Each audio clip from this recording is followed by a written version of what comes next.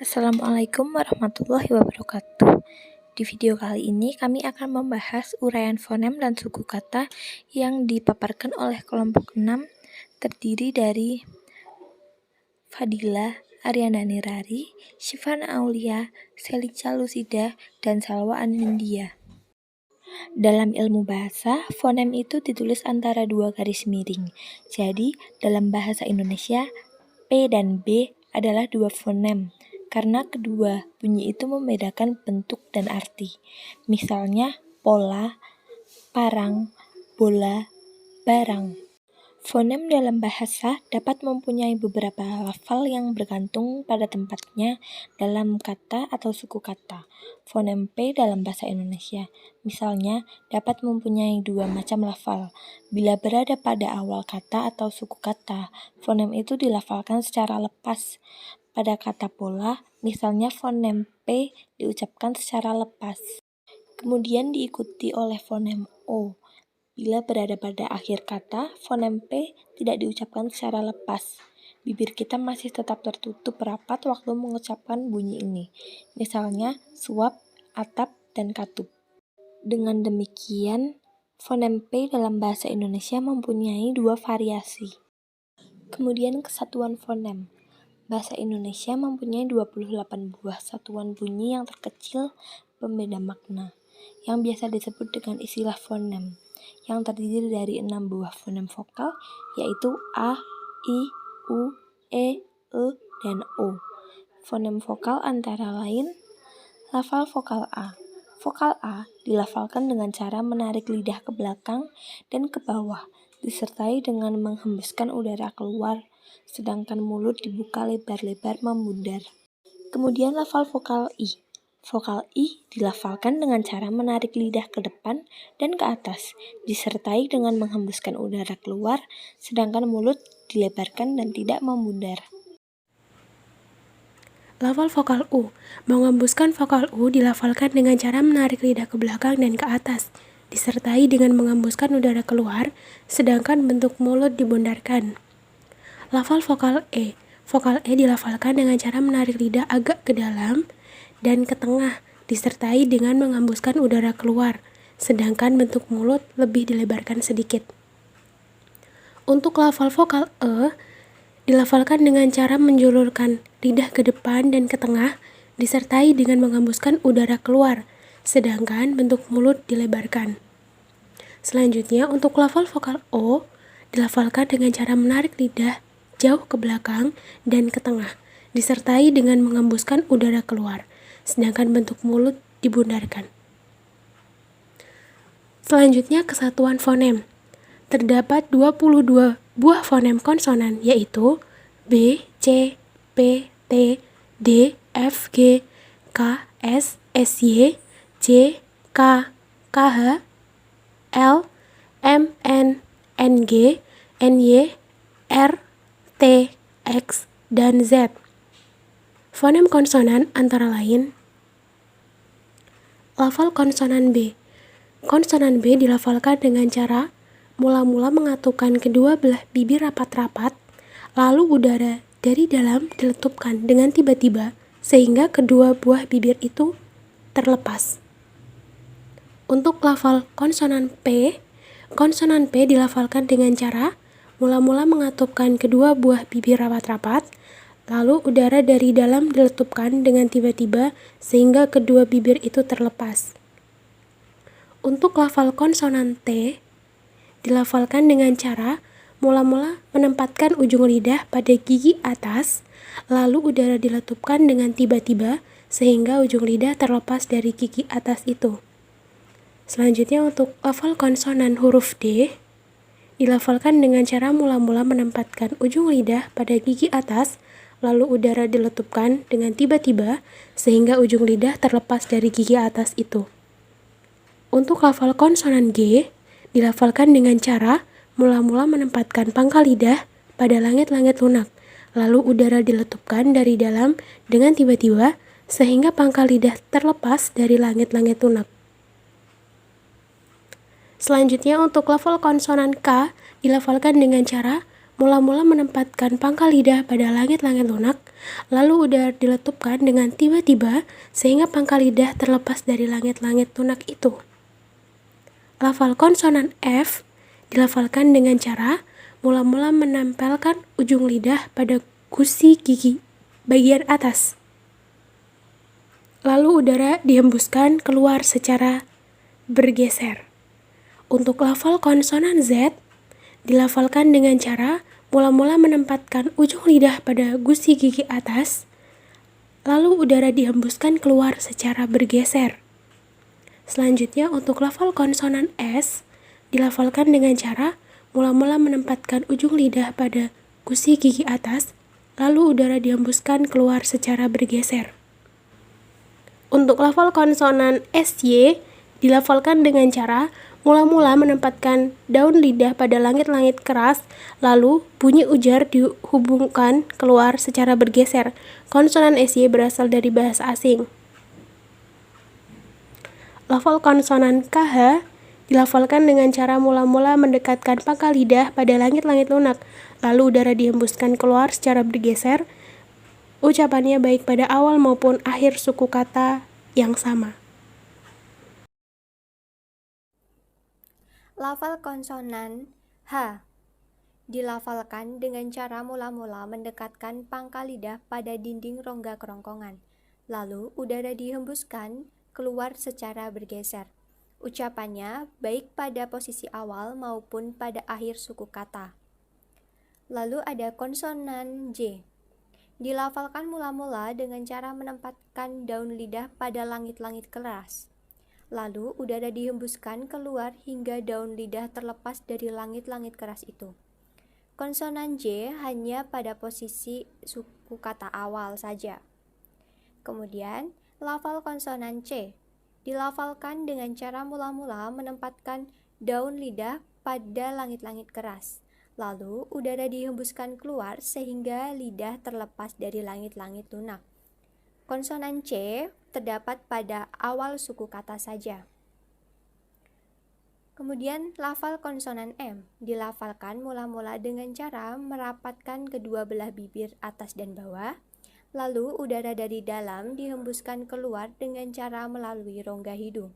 Pengucapannya terdapat pada awal dan akhir kata itu. Lafal konsonan N dilafalkan dengan cara menempatkan ujung lidah pada gigi atas, lalu udara dari dalam dihembuskan keluar melalui rongga hidung. Ucapannya terdapat pada posisi awal maupun akhir. Lalu, lafal konsonannya dilafalkan dengan cara mula-mula menempatkan daun lidah pada langit-langit keras, lalu udara dihembuskan keluar melalui rongga hidung. Selanjutnya, lafal konsonan ng dilafalkan dengan cara mula-mula menempatkan ujung lidah pada gigi atas, lalu udara dari dalam dihembuskan keluar melalui rongga hidung. Lafal konsonan R dilafalkan dengan cara mula-mula menempatkan ujung lidah pada gusi gigi atas, lalu udara dihembuskan keluar dengan menggetarkan ujung lidah itu. Lafal konsonan L dilafalkan dengan cara mula-mula menempatkan ujung lidah pada gusi di atas, lalu udara dihembuskan keluar dengan cara melalui sisi kiri dan kanan lidah itu.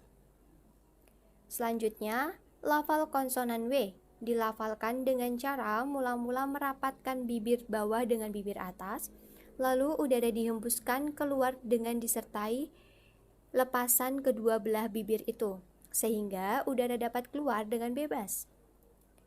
Lafal konsonan Y dilafalkan dengan cara mula-mula menempatkan daun lidah pada langit-langit keras, lalu udara dihembuskan keluar dengan disertai lepasan daun lidah dari langit-langit keras itu, sehingga udara dapat keluar dengan bebas. Selanjutnya, cara menguraikan fonem. Cara menguraikan fonem terdapat 6 cara. Yang pertama, catatlah bunyi-bunyi yang secara fonetis sama atau mirip. Kemudian, catatlah bunyi-bunyi yang selebihnya. Lalu, dengan kasar kontras, karena lingkungannya yang sama atau yang mirip itu sebagai fonem-fonem yang berlainan. Keempat, dengan dasar lingkungan yang komplementer, anggaplah bunyi-bunyi yang fonetis mirip itu sebagai fonem yang sama. Lalu anggaplah semua bunyi-bunyi yang terdapat pada hal kedua sebagai fonem-fonem itu sendiri. Lalu, untuk bunyi-bunyi prosodi diberlakukan cara yang sama untuk menguraikannya. Contoh boni, curi, jiwa, pantai, lara, poni, juri, jawa, pandai, rara, puan, kini, sarang, mana, kaku, tuan, kini, serang, nana, dan jika. Data di atas kita anggap sebagai data seluruhnya. Sesuai dengan langkah-langkah yang kami sebutkan di atas, dapatlah diberikan di sini hasil dari tiap langkah itu. Pertama, B, P, C, J, I, A, P, T, L, R, D, T, G, K, A, E, dan M, N. Yang kedua, U dan W. Yang ketiga, B, P, jadi B, P. C, J dalam kata curi, dan juri jadi C, J. IA dalam kata jiwa dan Jawa jadi IA. PT dalam kata puan dan tuan jadi PT. LR dalam kata lara dan rara jadi LR. DT dalam kata pandai dan pantai jadi DT. GK yaitu dalam kata gini dan gini jadi GK. AE jadi sarang dan serang jadi AE. Dan MN dari kata mana dan nana jadi MN. Contoh selanjutnya yaitu yang keempat, dari BP dari kata boni dan poni. B terdapat pada bunyi bilabial, sedangkan E di lingkungan yang lain, jadi keduanya terdapat dalam lingkungan yang komplementer. Karena itu merupakan varian daripada fonem yang sama. Norma fonem ialah B dengan varian B dan P. Yang kelima yaitu U dan W. Yang keenam tidak ada, jadi fonem-fonem bahasa ini adalah B, P, C, J, I, A, T, L, R, D, G, K, E, M, N, O, dan suku kata. Suku kata adalah bagian dari kata yang diucapkan satu hembusan nafas dan umumnya terdiri atas beberapa fonem. Secara sederhana, dapat dikatakan bahwa terdapat suku kata yaitu vokal dan konsonan. Vokal merupakan suara yang dihasilkan dalam rongga yang dibentuk oleh bagian atas saluran pernafasan. Konsonan adalah bunyi yang kurang dapat ditangkap tanpa dukungan vokal pendahuluan yang sesudahnya.